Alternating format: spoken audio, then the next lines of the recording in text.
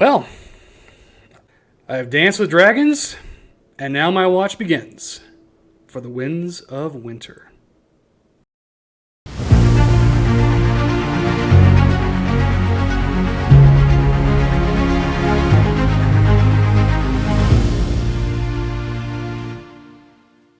Welcome to the Pop Docs channel. My name is Joseph, one half of the Pop Docs, here with a ranking video. If you have heard any of the podcasts I do with my sister, the other half of the Pop Docs, which you can find on our YouTube channel at the Pop Docs, as well as on several different websites and locations that have and host podcasts such as Apple Podcasts and Spotify. We love to do rankings of various things in pop culture. And since I have just completed A Dance with Dragons and am now officially caught up on the A Song of Ice and Fire book series, I thought I would put together a ranking video of the novels in the A Song of Ice and Fire series and talk about why I liked certain books relative to the others. So, if you're interested in hearing my own perspective, my own rankings of the A Song of Ice and Fire novels, please stick around and join the debate in the comments below. But let's jump in and start talking about A Song of Ice and Fire. Okay, so I have put together my tier list of the stories in A Song of Ice and Fire. And before I leap into actually ranking these different novels in the series, give a little brief synopsis, description of the way I have characterized the different levels in my tier list, beginning with the best among the rest. These, as the title suggests here, these, in my view, are the best novels in this particular story. And for me, these would be novels that I would be willing to revisit on a reread, which is somewhat of a rarity for me. I don't often reread stories and novels that I've read before, largely because I have so many things on my list to read that there just isn't enough time for me to revisit a lot of these stories, particularly when you start getting into doorstop novels of different authors and different series. So that is one of the big determinative factors to get into my best among the rest level here is, would I be willing and look forward to rereading this particular story in the future? The next step down, really good. There are mostly aspects that I enjoyed in this in this book that worked really well for me, but there are some downsides to it, and sufficient number of downsides, drawbacks, especially relative to the best among the rest, that don't get it to the level of an S tier, the level to where I would look forward to rereading the particular story. But ultimately, I still think it's a really good story. If we're talking about series, it's a really good entry in that particular series. The third tier I have, ambivalence. I don't know where I really stand on this particular story, this particular entry in a particular series. This is largely due to a relative even balance between factors that worked for me, that I liked, and factors that I didn't like, that didn't work for me. Oftentimes, this category comes down to the point of view characters. Did I enjoy following their journey, or did I roll my eyes when their chapters were on the following page? And so certainly in the ambivalence category, I would not look forward to rereading the particular story. But it's not necessarily a slog, and that is the fourth tier I have here. And the reason why I don't have a did not finish, put down, will never revisit, is because I try to finish every book that I start. Even if it's not working for me, even if it's a struggle to get through, I still try to get through the entire story, the entire novel. There's only been a handful of books I have put down. So instead of having a did not finish, will not read completely, I have my a slog category. And then lastly, particularly in this series, there are several books that George R.R. Martin has published, as I'll talk about here in a few moments, that I just haven't had a chance to read yet. Several of them I want to read. They are on my to-be-read list, but it's probably going to be quite some time before I'm able to get to these entries because I have so many other books, so many other stories I want to read before diving back into the world of Westeros and A Song of Ice and Fire. Those are my 5 tiers here. And so let me go ahead and get started ranking these different things, but begin with the did not read it yet. And this would be A Knight of the Seven Kingdoms. I have not read any of the Dunk and Egg stories, although I've heard good things. Fire and Blood. I have also heard good things. I also love the first season of House of the Dragon. So I definitely want to, in particular, visit with Fire and Blood to read the story upon which that particular series is based. And then lastly, The World of Ice and Fire. I don't have any intentions at the moment of reading this particular entry in the larger work of A Song of Ice and Fire.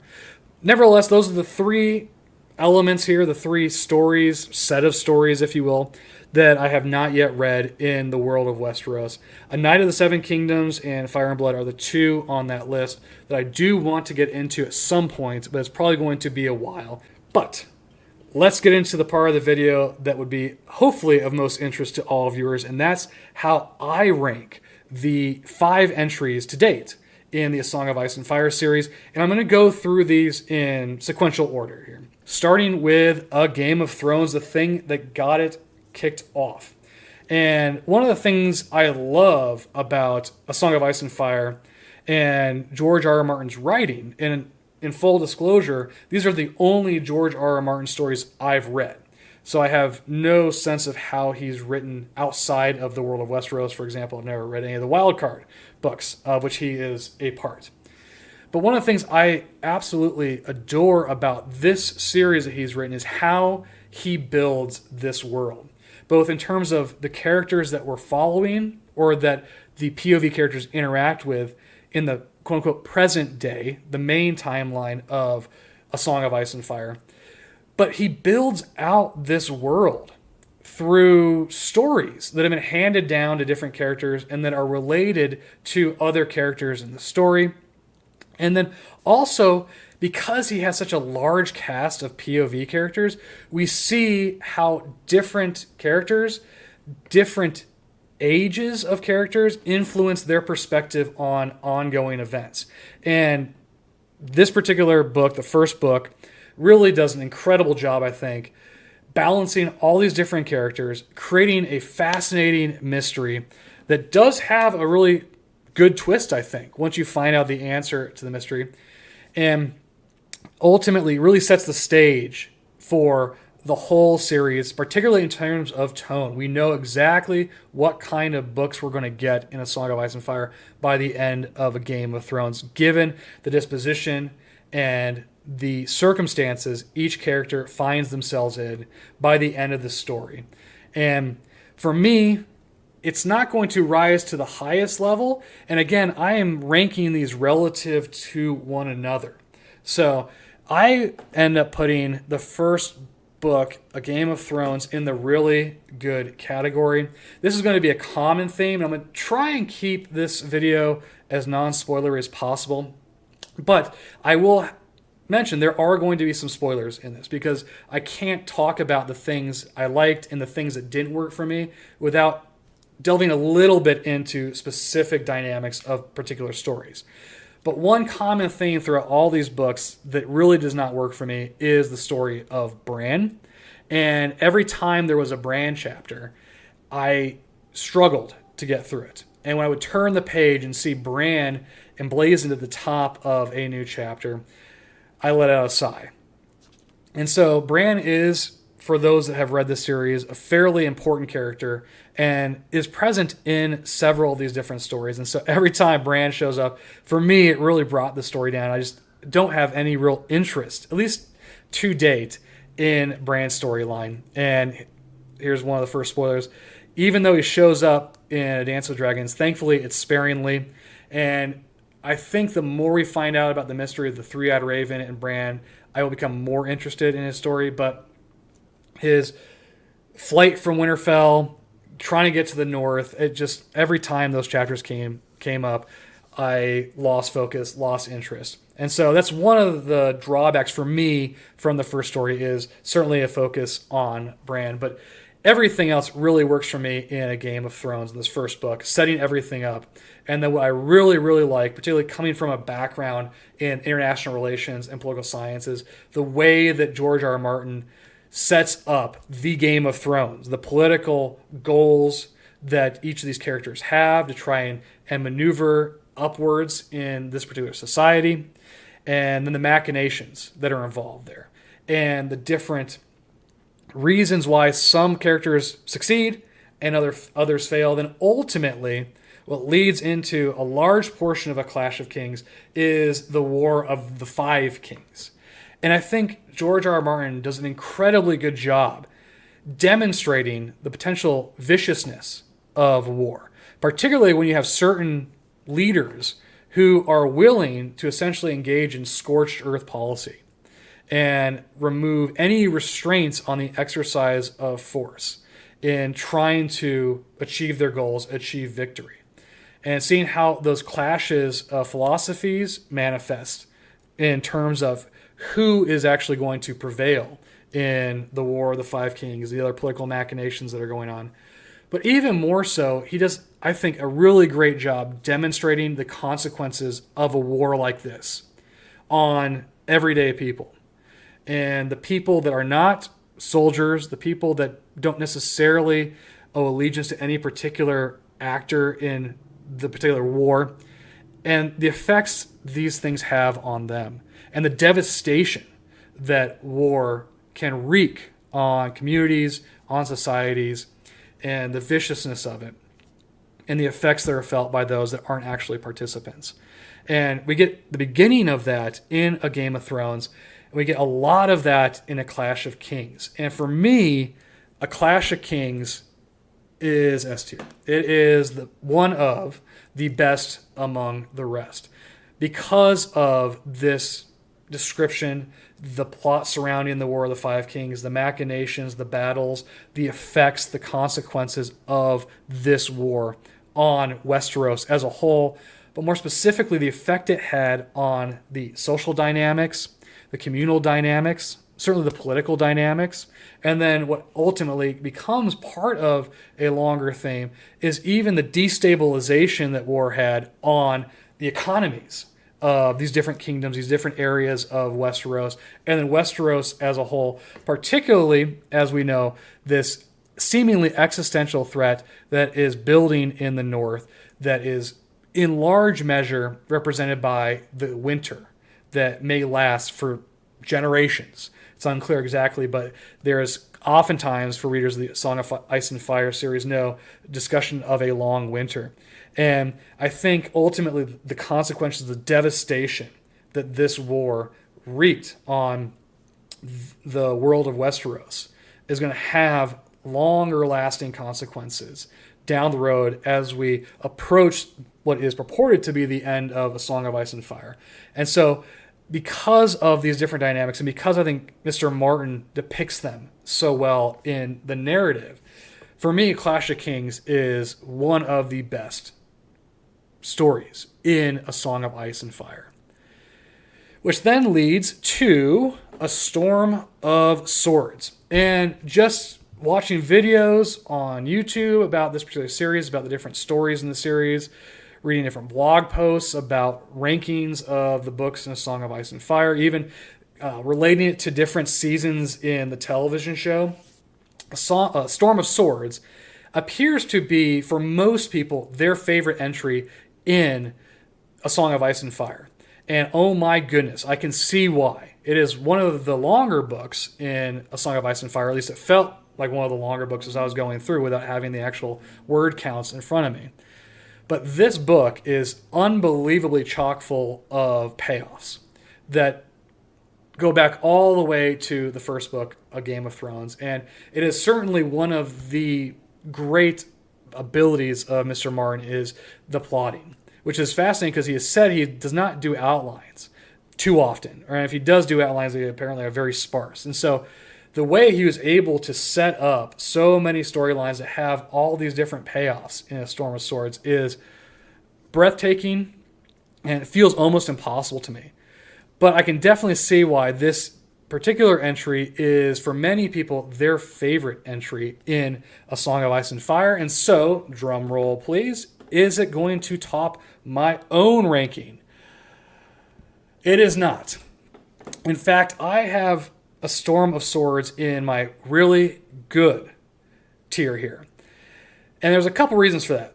The first one being the focus on Bran. As I alluded to, I do not like this storyline, and it just bores me every time that I encounter a Bran chapter, and I hope that that changes in the next two entries, and that he really becomes a character that I think is captivating and fascinating.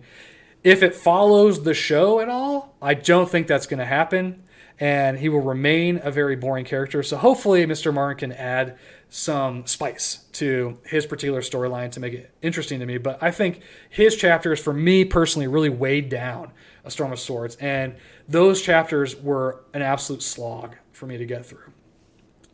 The second big reason why I have this in really good is that I think I was slightly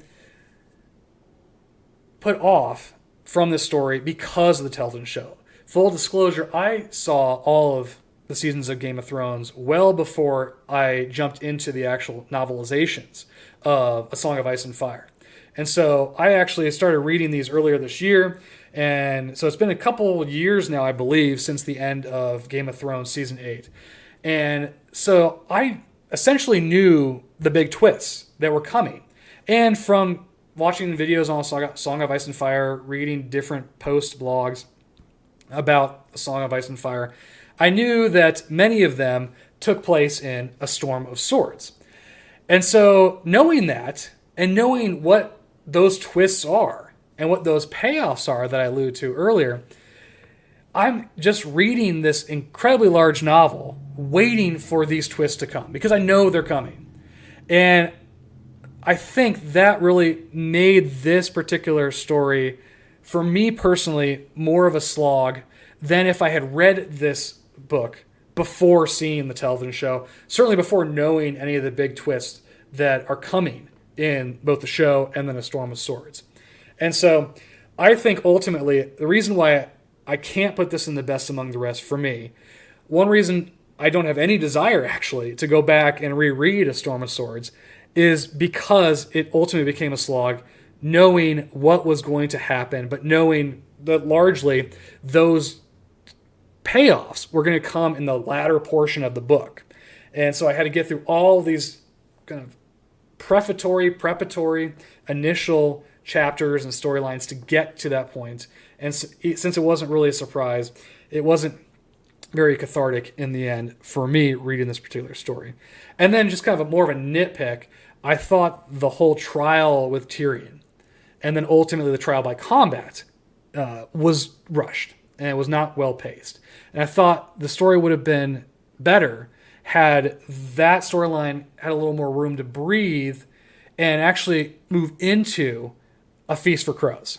Which leads me to A Feast for Crows. It's going to be the only book I have from A Song of Ice and Fire in the ambivalence category. Thankfully, no Bran chapters in A Feast for Crows. Huge mark in the pro column for me, as is obvious from this video.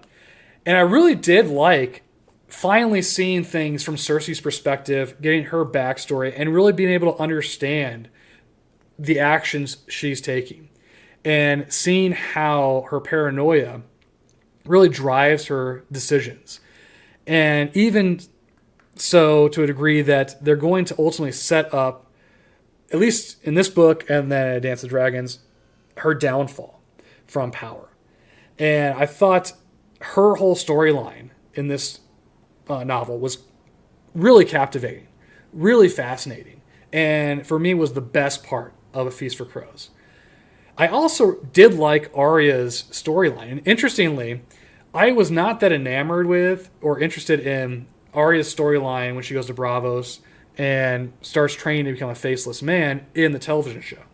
And I found a lot of those scenes quite boring, to be frank. I really enjoyed the depiction of Arya and her exploits in Braavos, training to become a faceless man. I loved those scenes. And I also love them in A Dance with Dragons as well. And I don't know why that is. I can't discern, at least I haven't been able to yet, why I didn't like those scenes in the show.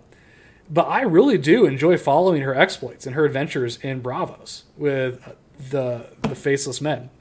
It's also such a fascinating pseudo-religion / assassins guild that Mr. Martin has created in the Faceless Men, how they view death and view death as a gift to bestow upon individuals in the world. It's a really interesting take, I think, on religion and assassins and death in a fantasy realm. So really like that storyline as well. Really like following Arya in Bravos. Everything else I found quite boring and really I thought dragged the novel down. I liked Sam in the show. I don't mind Sam in the books, although I think Sam is better as a supporting character than a main character. And in this particular novel, we get a lot of perspective from Sam. And Sam's story started to border for me on the story, on Bran's story, where every time it was a Sam chapter, I essentially let out a sigh and just had to force myself to power through those chapters to get to the other storylines, the other characters that I found far more interesting. So Sam's story, I think, really, for me, dragged the book down. And then Jamie's storyline as well also pulled the story down in my estimation. I didn't really find it that interesting. Didn't find it that interesting in the show either. There's a lot of echoes between the show and A Feast for Crows in this particular portion of the story for Jamie. And so his storyline also pulled the story down a little bit. There were parts of Brienne's story that were really interesting and fun to follow, and then others that I was less interested in. So ultimately, this is why the ledger for me in A Feast for Crows is about 50-50. There's half the book I found really interesting and fascinating and enjoyed reading. The other half of the book, it was a struggle for me to get through. And so I am ambivalent on A Feast for Crows. And so that leads to the final book, A Dance with Dragons, that I have next to me here on my table. Where do I put A Dance with Dragons? The best among the rest for me. I went into this book fearing that it was going to be like a Wheel of Time slog, because that's what I had heard from people that have read it, from YouTubers, from different blogs on the internet about A Song of Ice and Fire. And so I was prepared to have to just slog through the mud to get through A Dance with Dragons so I can then join everyone out there eagerly awaiting, watching for Winds of Winter. I was so pleasantly surprised by A Dance with Dragons. This is one of my favorite books in this series. It's just behind A Clash of Kings for several different reasons. This is one of the first times I've been interested in Daenerys' storyline.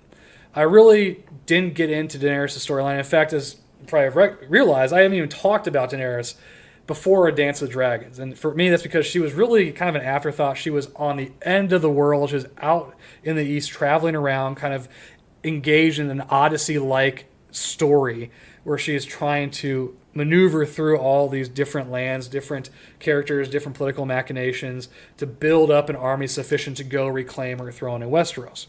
And for the first 4 books, I just really wasn't that interested in her storyline. But when she decides to become the monarch, the queen of Meereen, and not use that position to accrue sufficient military might to then cross the Narrow Sea and try to retake the throne in Westeros, but to actually rule Meereen and try to improve, in her own view, the lives of the people of Meereen. And so, again, given my background in international relations, comparative politics, political science, I found her storyline throughout Dance of Dragons just absolutely captivating and fascinating. And how she was confronted with different elements of rule and confronted with different enemies within the walls of Meereen, as well as those approaching the walls of Meereen with different armies, large armies, and how she had to figure out how to navigate these different trials and problems and do so without compromising her own values, her own moral code. And I just thought it was such an interesting depiction of the tensions that are incumbent upon monarchs in Daenerys' position. And so I just loved everything about Daenerys' storyline in this particular story, and it just elevated the story for me above a Game of Thrones, A Storm of Swords, and A Feast for Crows.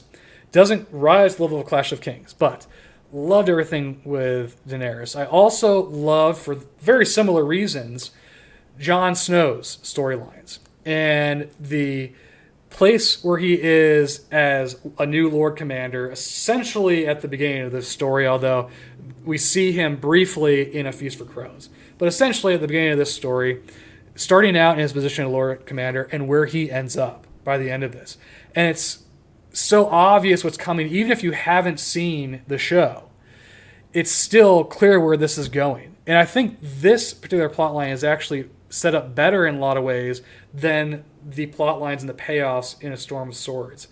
And once again, it's a character wrestling with this new position that has been bestowed upon him and trying to deal with these threats to not only his own order, but also to the rest of Westeros, and how he can try to navigate these different trials, these different dangers, but also have to take into consideration the interest, the perspectives of people in the Night's Watch, people that are loyal to Stannis and Melisandre, as well as the wildlings.